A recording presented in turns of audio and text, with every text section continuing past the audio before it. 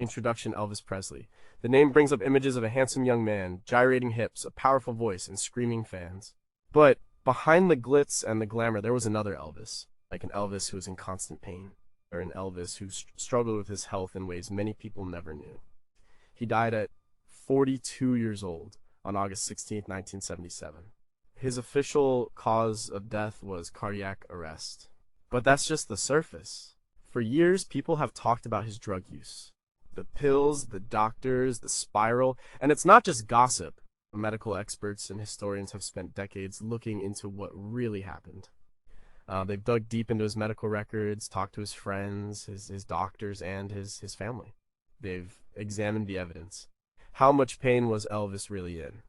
Was it imagined, or was it a genuine, crushing burden? Did his doctors help him, or did they enable him? And how did a man with such incredible talent and so much to live for end up so tragically ill, so young?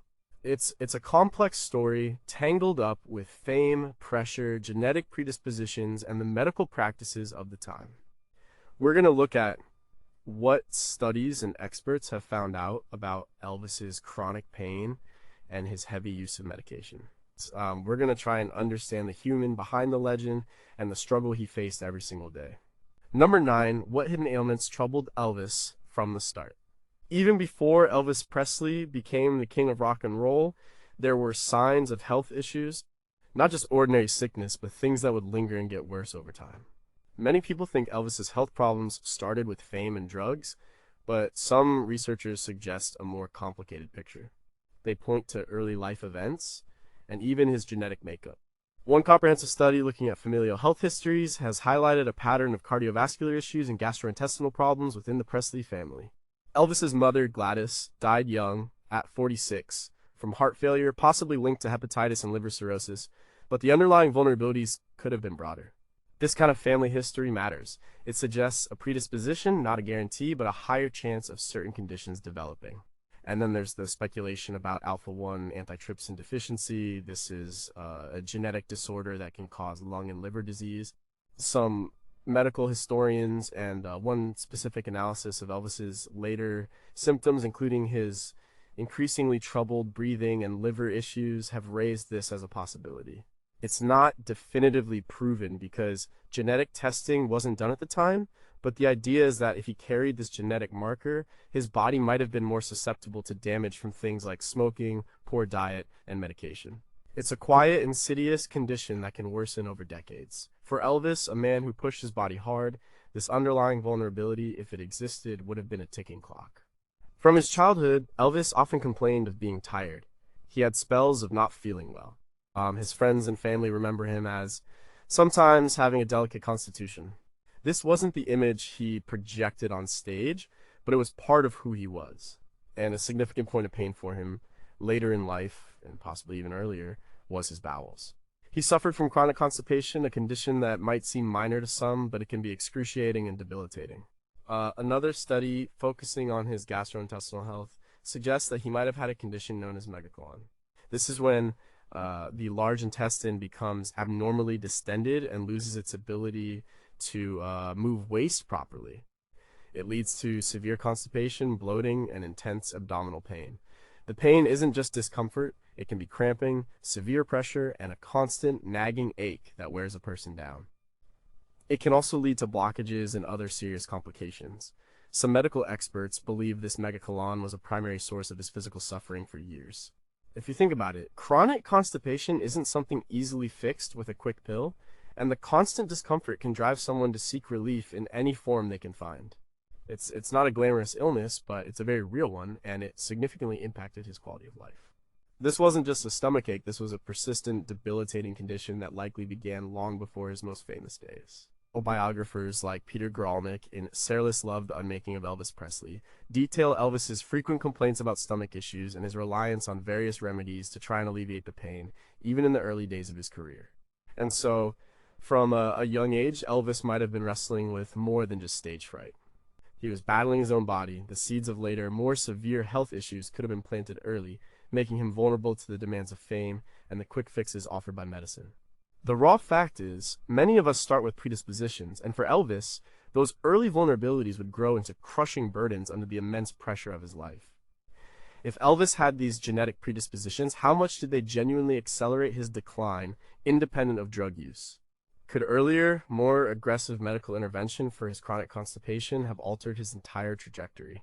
And what other hidden, undiagnosed conditions might have been at play, simply masked by his larger-than-life persona and the availability of powerful medication?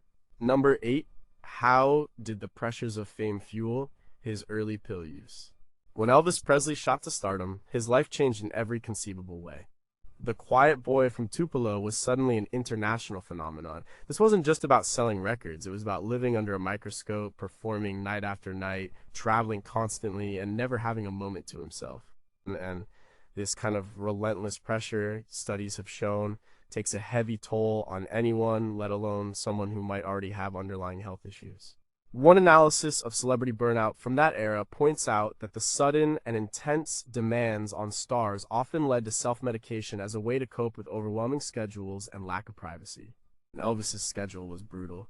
He was recording, touring, making movies. He'd perform multiple shows a day, sometimes back-to-back, in different cities. The energy he expended on stage was enormous. He put his entire body into every performance, sweating, dancing, singing with incredible power. And then, when the show was over, the adrenaline would still be pumping. He couldn't just switch it off. Sleep became a huge problem. This is a common issue for performers. Your body is wired, your mind is buzzing, and you need to get some rest before the next big event. A study specifically looking at sleep deprivation in high-performance careers revealed that individuals often turn to sedatives to force sleep. It's in this context that Elvis's use of various substances began to normalize. During his military service in Germany, from 1958 to 1960, he was introduced to amphetamines. Not as a recreational drug initially, but as something to keep soldiers awake and alert during long drills. Many soldiers used them, and Elvis was no exception. He found that they helped him stay awake, focused, and push through fatigue. This wasn't just a casual thing, it was a perceived necessity in a demanding environment. One historical account from his time in the Army notes how amphetamines were distributed fairly openly among the troops to combat the grueling schedules. He learned that pills could help him control his body and his energy levels. When he returned to civilian life and the demanding world of Hollywood and touring, the amphetamines stayed. He needed to be on all the time. He needed to maintain a high level of energy for his performances and for navigating the endless demands of his career. But what goes up must come down. If he took stimulants to stay awake and energized, he then needed something to bring him down to help him sleep. This led to a cycle: uppers to perform, downers to rest. This pattern, a core finding in several studies on celebrity drug use from the mid-20th century, was sadly common. It wasn't always about getting high. It was about functional survival in an unnatural environment. His diet also suffered under the pressure. Constant travel made healthy eating difficult. He gravitated towards comfort foods, rich and high-calorie meals. This, combined with irregular sleep and constant physical exertion, put an enormous strain on his body. He was gaining weight between films, then needing to shed it rapidly. This yo-yo dieting, along with the chronic sleep deprivation, further compounded his underlying health issues and made him feel perpetually unwell. One biographical account from those years details how his eating habits became erratic and often unhealthy, a direct consequence of his demanding lifestyle. So, the pressures of being Elvis Presley weren't just mental, they were profoundly physical. They created a breeding ground for reliance on medication, not necessarily for euphoria, but for basic functioning. He wasn't a drug addict in the traditional sense seeking a high, but rather someone seeking to manage an unmanageable existence. He was trying to keep the king on his throne, and pills seemed like the only way to do it. The world demanded perfection, boundless energy, and an always-on charisma, and the human body just isn't built for that kind of sustained assault without consequences.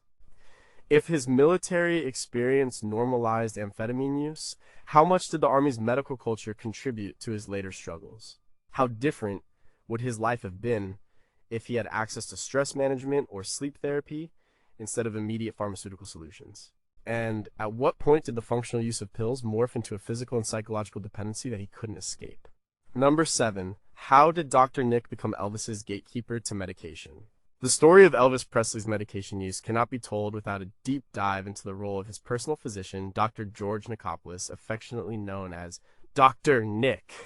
This relationship, spanning the last decade of Elvis's life from 1967 until his death in 1977, is central to understanding how the king had such ready access to an astonishing array of powerful drugs. Several detailed investigations, including court proceedings against Dr. Nikopoulos and biographical accounts like that in Elvis and Dr. Nick What Really Happened by Bob Manchester and Rose Clayton, have meticulously documented the prescribing practices that define this period. Dr. Nick wasn't just a regular doctor, he was part of Elvis's inner circle, a constant presence, traveling with him on tours, staying at Graceland, and being on call 24/7. This close proximity, while initially a comfort to Elvis, blurred the lines between physician and friend, between medical care and personal enabling. One study that examined the doctor-patient dynamics in celebrity cases highlighted how such intense relationships can lead to a breakdown of professional boundaries, making it difficult for the physician to deny requests or maintain objective medical judgment. Elvis's health was genuinely deteriorating. He had real pain from his colon issues, migraines, and back problems caused by years of energetic performances. He also suffered from severe insomnia, anxiety, and periods of depression. He would often complain bitterly of these ailments. Dr. Nick's initial approach was to alleviate this suffering, and in the medical practice of the 1960s and 70s, prescribing powerful painkillers, sedatives, and stimulants was often the go-to solution for such symptoms. The understanding of addiction was far less sophisticated than it is today, and the risks of long-term polypharmacy using multiple drugs simultaneously were not as widely recognized or emphasized. However, the sheer volume and variety of medications prescribed by Dr. Nick are what raise serious ethical questions.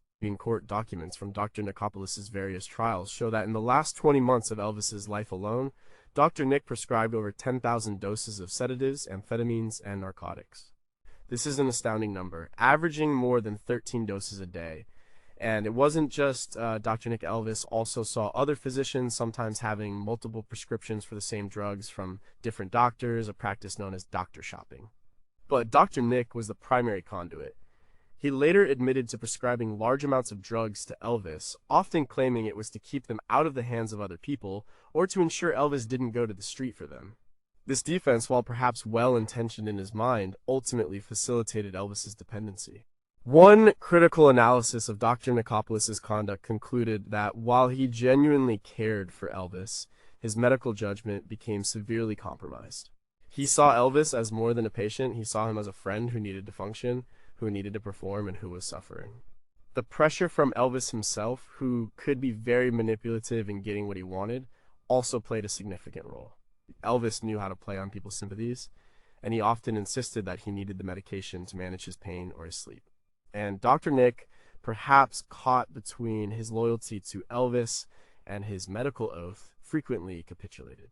The legal fallout for Dr. Nikopoulos was severe. He was indicted on several charges related to overprescribing medications to Elvis and other patients. While he was acquitted in a 1981 criminal trial, his medical license was eventually suspended and then permanently revoked by the Tennessee Board of Medical Examiners in 1995 due to his continued practice of overprescribing.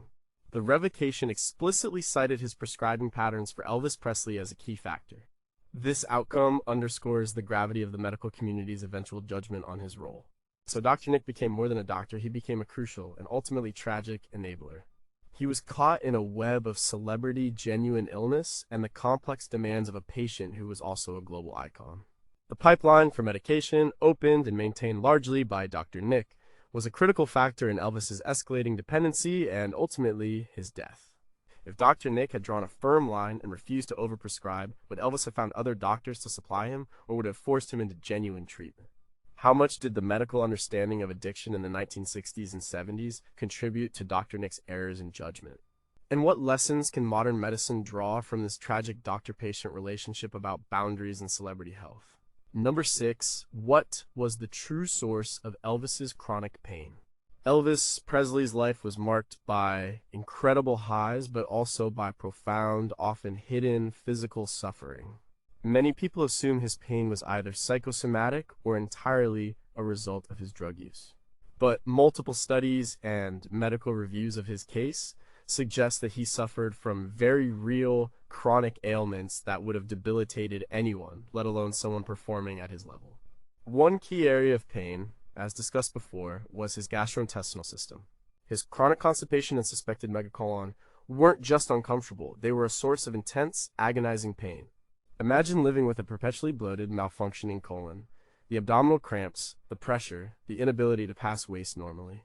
This wasn't a one-off issue, it was a daily struggle. Biographers like Albert Goldman in Elvis detailed how Elvis would often spend hours in the bathroom, visibly distressed. This level of discomfort alone could drive someone to seek powerful pain relief. And medical reports from his various hospitalizations often mention his severe constipation as a primary complaint. It's hard to overstate how much a condition like this can impact quality of life, leading to lethargy, nausea, and a pervasive sense of being unwell. It's not a pain that can be easily ignored or wished away. Then there were the migraines. Elvis suffered from crippling headaches for much of his adult life. These weren't just ordinary headaches. Migraines are a neurological condition characterized by severe throbbing pain, often on one side of the head, accompanied by nausea, vomiting, and extreme sensitivity to light and sound. For a performer constantly under bright lights, exposed to loud music, and needing to project a vibrant image, migraines would have been a nightmare. Several accounts from his inner circle confirm his retreats to darkened rooms, his inability to function during these attacks. One study analyzing his reported symptoms notes the classic presentation of severe migraine episodes, indicating a true neurological condition, not just stress-induced headaches. His back was another significant problem. The sheer physicality of his performances, the gyrations, the knee drops, the dynamic stage movements, took a tremendous toll on his spine. The years of these demanding movements, especially as he gained weight, led to persistent back pain. This isn't surprising. Many athletes and performers develop chronic back issues. And back pain can be pervasive and radiating, impacting everything from standing to sitting to sleeping. It can prevent even simple daily activities, let alone the rigorous demands of a Las Vegas residency. The research on performers of his era frequently points to chronic musculoskeletal pain as a leading cause of medication use. Furthermore, Elvis also developed glaucoma, a condition that increases pressure inside the eye and can lead to vision loss. This causes eye pain, blurred vision, and sensitivity to light. He wore sunglasses frequently, not just as a style statement, but often because his eyes were genuinely bothering him. High blood pressure hypertension also became a problem, contributing to his overall unwellness and potentially exacerbating headaches. Towards the end of his life, liver damage, likely a consequence of his heavy medication use and lifestyle, would have contributed to fatigue and general malaise. So when Elvis reached for a pill, it wasn't always for an escape or a high. Often he was genuinely trying to quell a storm of physical pain that raged within his body. He was dealing with a constellation of real documented medical conditions: a malfunctioning colon, severe migraines, chronic back pain, glaucoma, and hypertension. These conditions individually are hard to manage. Combined, they created a perfect storm of chronic discomfort that made daily life a challenge and performing a monumental feat. The medications became his crutch, his way of simply getting through the day and doing his job. It was a vicious cycle. The pain led to pills, and the pills over time exacerbated existing problems and created new ones. If his underlying health issues were so severe, why weren't more aggressive, non-pharmacological treatments pursued early on? Did the doctors truly understand the extent of his pain, or were they simply treating symptoms with the easiest available option? And how much did the constant public scrutiny of his appearance prevent him from taking the time off he desperately needed for genuine recovery? Number 5. How did the Las Vegas grind cement his medication dependency? By the late 1960s and into the 1970s, Elvis Presley's career had shifted. After years of making formulaic movies, he returned to live performances, primarily in Las Vegas. This wasn't a gentle re-entry. It was an incredibly demanding schedule that solidified his dependency on medication. The Las Vegas grind was relentless. Elvis was typically performing 2 shows a night for weeks on end at the International Hotel, later at the Las Vegas Hilton. Sometimes these were matinee and evening shows. This schedule itself, one study on the physical demands of Vegas residencies highlights, is designed to push performers to their absolute limits. Imagine the physical exertion. 2 high-energy shows, each lasting over an hour, with costume changes, intense vocal demands, and the signature energetic movements. His sequin jumpsuits, while iconic, were heavy and hot, adding to the physical toll. He was pouring sweat, burning calories at an astonishing rate, and then expected to do it all again just hours later. And this was on top of the existing health issues we've discussed, the chronic back pain, the migraines, the colon problems. He literally needed to be revived between shows sometimes, his body crying out for rest and relief. The adrenaline rush from performing was immense. But after the final curtain call, the buzz wouldn't just disappear. He would be physically exhausted, but mentally wired. Sleep became almost impossible. And in Vegas, the city that never sleeps, the rhythm of life is completely inverted. Night becomes day. This disruption of his natural circadian rhythm, analyzed in research on performance schedules, gravely impacted his health. He needed to force himself to sleep, and for that he turned to sedatives and tranquilizers and drugs like Placidil, Seconal, and Valium. These drugs would knock him out, but they didn't provide restful, restorative sleep. Instead, they often left him groggy and disoriented when he woke. To combat the grogginess and to get himself energized for the next performance, he would then take stimulants. Amphetamines like Dexedrine were a common choice. This created a classic uppers and downers cycle. A pharmacological review of Elvis's drug regimen noted this dangerous pattern, highlighting how each drug was used to counteract the effects of another, trapping him in a chemical straitjacket. He wasn't just taking pills to get high, he was taking them to manage his existence, to simply function within the impossible demands of his professional life. The financial stakes were also enormous. Elvis was making millions for himself and for the hotel. And Colonel Tom Parker, his manager, maintained an iron grip on his career, often pushing him to perform even when he was clearly unwell. There was little room for cancellation. The show had to go on. This intense pressure from management, friends, and his own financial responsibilities created an environment where calling in sick was not an option. A sick Elvis meant millions lost. This pressure, one biographical account of his Vegas years notes, made it nearly impossible for him to truly take a break or seek comprehensive help. And he was also surrounded by enablers, not just doctors, but members of his Memphis Mafia who would cater to his every whim, including facilitating his access to medication. They saw his suffering, but they also needed him to perform. They were caught in the same system that trapped Elvis. His private jet, the Lisa Marie, became a flying pharmacy stocked with his various medications. His hotel suites were not just living quarters, but places where he could retreat, medicate, and prepare for the next performance. So the Las Vegas era, while a triumph in terms of his musical comeback, was also a period of profound physical and mental decline, directly fueled by the demands of his schedule and the ready availability of drugs to help him cope. The grind cemented his dependency, turning what might have started as functional use into a full-blown, life-threatening addiction, all while the world watched him perform with unmatched energy, unaware of the chemical cocktail that powered his every move. If the financial stakes were so high, who truly held the power to stop the cycle of performances and medication? Could a different management approach have saved him? And in what ways did the artificial environment of Las Vegas itself contribute to his increasing isolation and reliance on pharmaceuticals? Number 4. What deadly cocktail of drugs was fueling Elvis? The picture of Elvis Presley's medication use isn't just about pills. In a general sense, it's about a very specific and increasingly dangerous cocktail of pharmaceuticals. By the mid-1970s, he was taking a complex array of drugs that individually were potent, but combined created a perilous synergy. One detailed pharmacological analysis of his medical records identified a pattern of polypharmacy that was truly alarming. This wasn't just occasional use, it was a daily, often hourly, regimen of multiple powerful substances.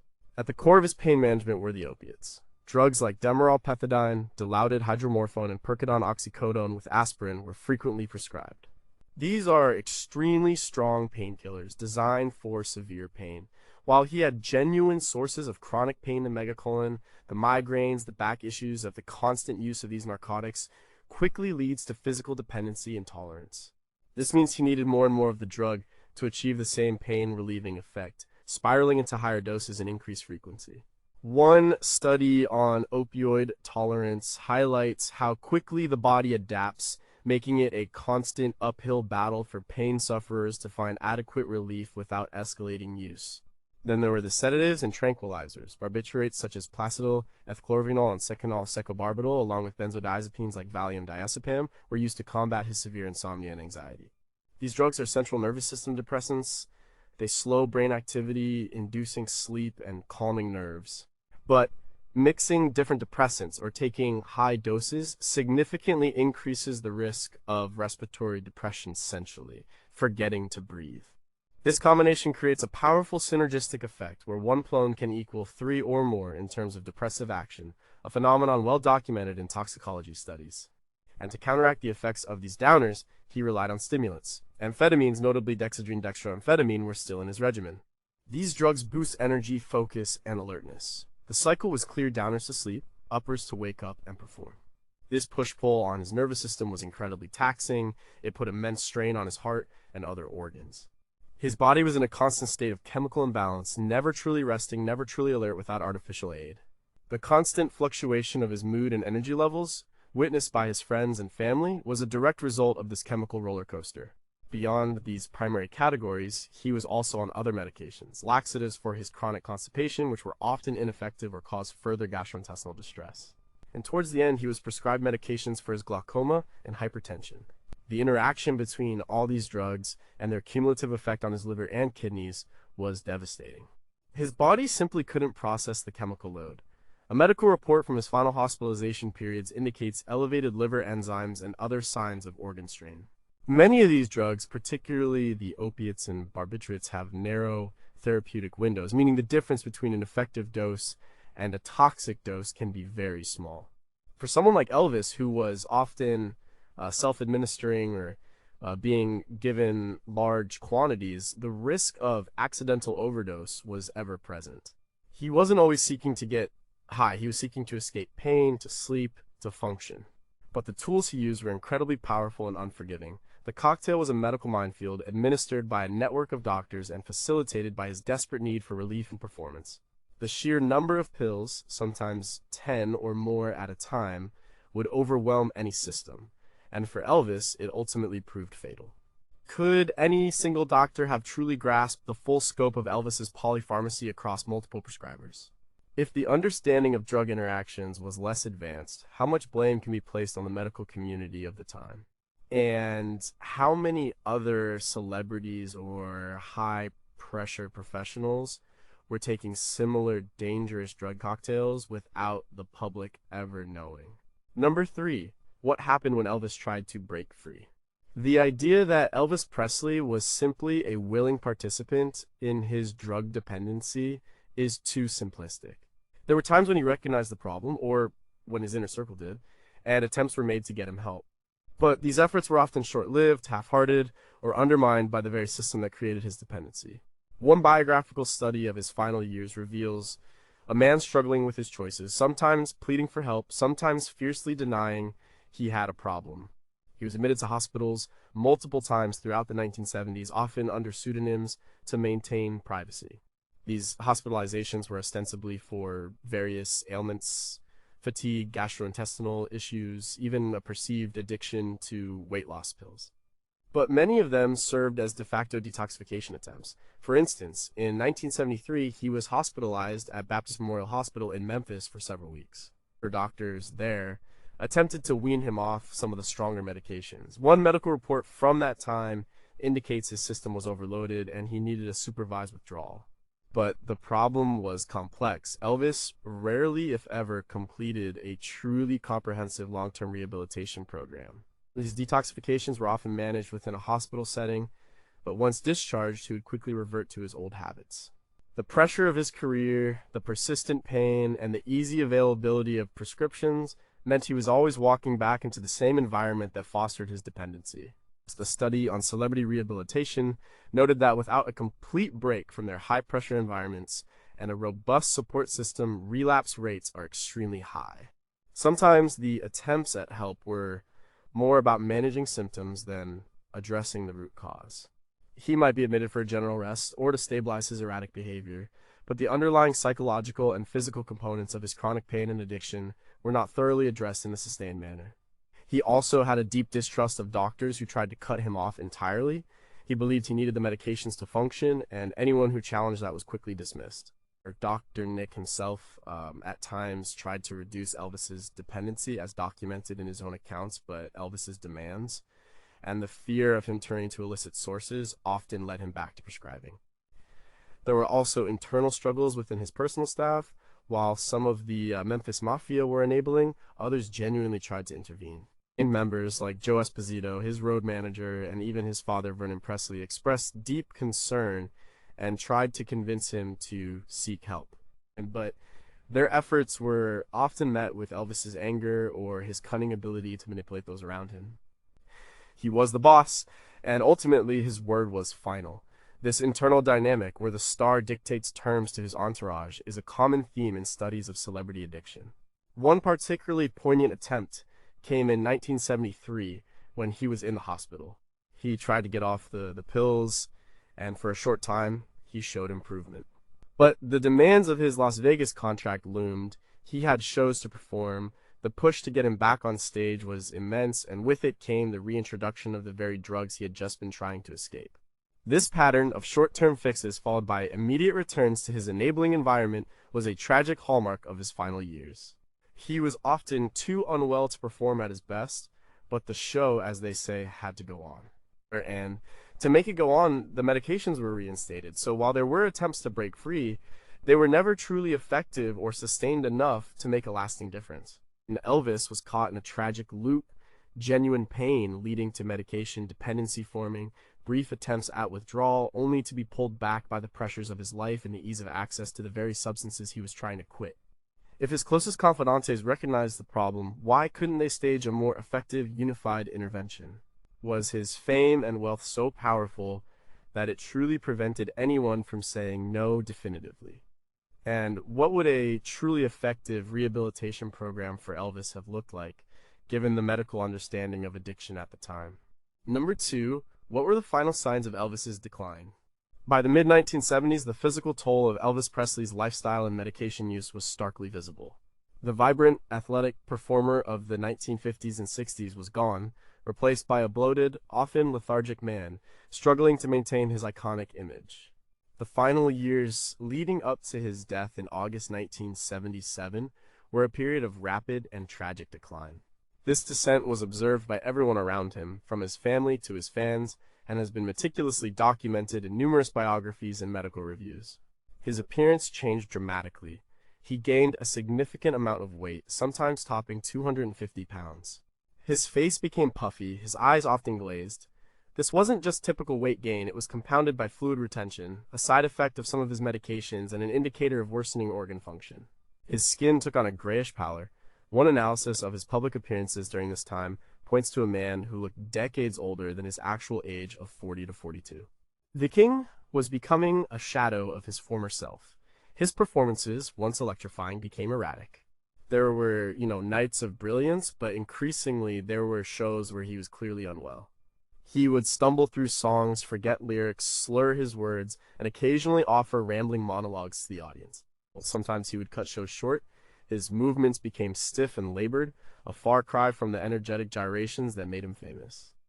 These were not simply bad nights, these were overt signs of severe physical and cognitive impairment. The fans, while still adoring him, couldn't help but notice the change. A concert review from 1977 described him as unrecognizable, listless, and fatigued. His health issues continued to mount. The chronic constipation became more severe, leading to dangerous impactions and excruciating pain. His high blood pressure was poorly controlled. His liver and kidneys were under constant strain from processing the massive amounts of medication. He developed diverticulitis, a painful digestive condition. His glaucoma worsened. He was constantly tired, weak, and susceptible to infections. He was admitted to hospitals multiple times in 1975 and 1977 for conditions ranging from an enlarged colon to fatigue and a dependency on painkillers.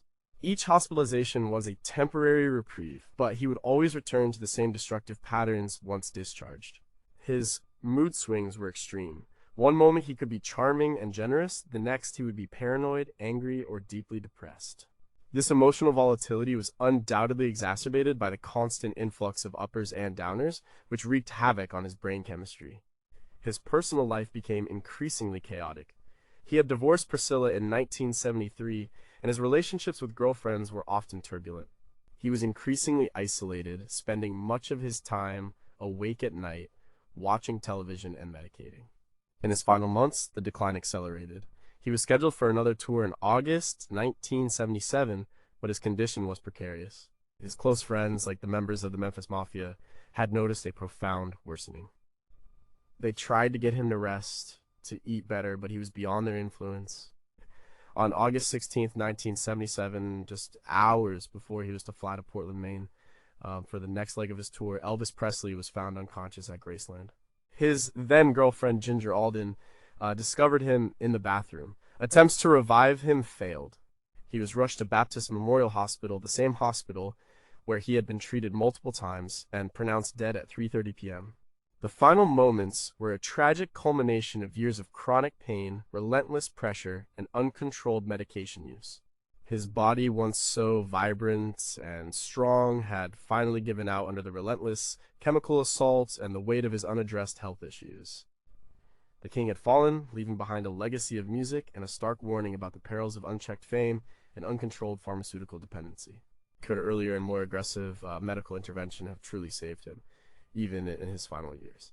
Did the medical community and society at large fully understand the implications of polypharmacy during this era, or was Elvis a tragic case study in a largely unexamined problem?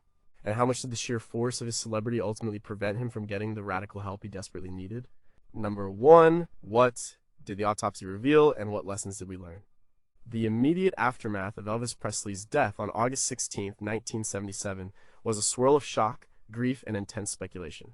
His official cause of death was listed as cardiac arrest, but for many, this felt insufficient. The persistent rumors of drug abuse meant a more thorough investigation was inevitable. The autopsy, conducted by Dr. Jerry Francisco, initially supported the cardiac arrest finding, stating that no evidence of drug abuse was found to be directly causative.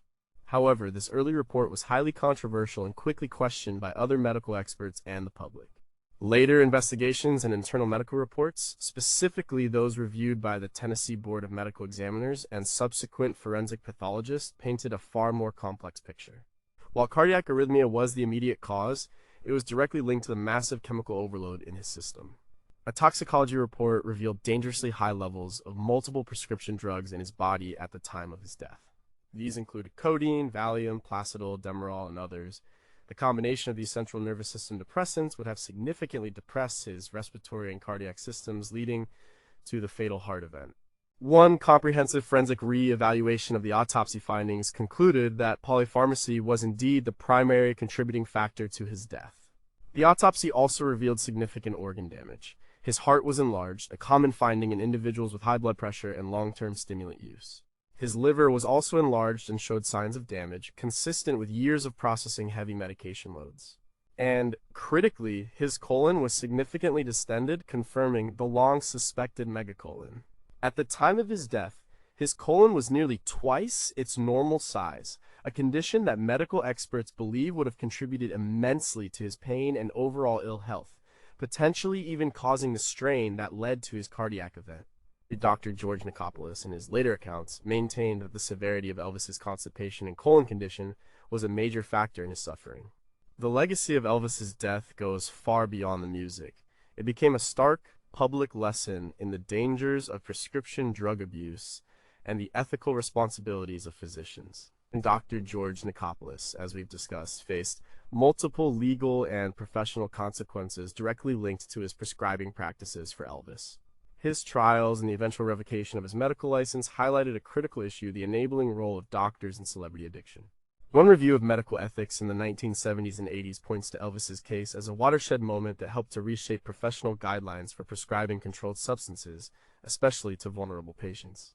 His story also shed light on the immense pressures faced by celebrities, the demands for constant performance, the lack of privacy, and the easy access to resources that could either help or harm, all contributed to his tragic end.